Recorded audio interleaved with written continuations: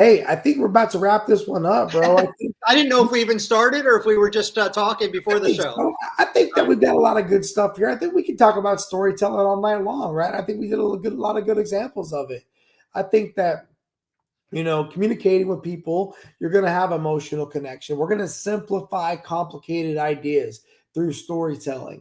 So you can draw these parallels, use metaphors to get the point across. You're going to build trust. You're going to humanize the message. These are all the things you can do through storytelling. And again, whether you're a parent, whether you're a pastor, whether you are a boss, a manager, an entrepreneur, learning how to communicate, especially with stories, will help you get your points across. And if someone ever starts telling you a story, listen, because they're sharing a piece of their journey with you. And I remember when I was 20 something, I read the book Story Selling, and it said, forget everything you know about sales tactics and just learn how to tell stories. Yeah.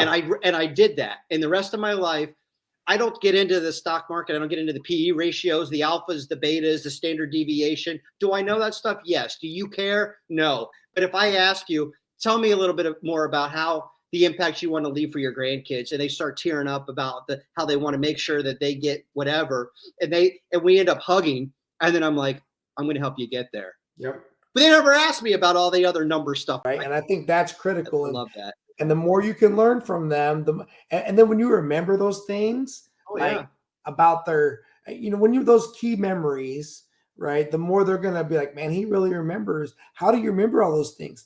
I remember more about what you told me in the story than I might remember your name.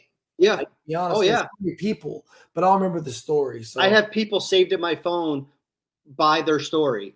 And I'll put their first name, and then in parentheses, I'll put the guy who told me about his crazy dog. And that way I have, I think, almost 7,000 people on my cell phone now because I know so many.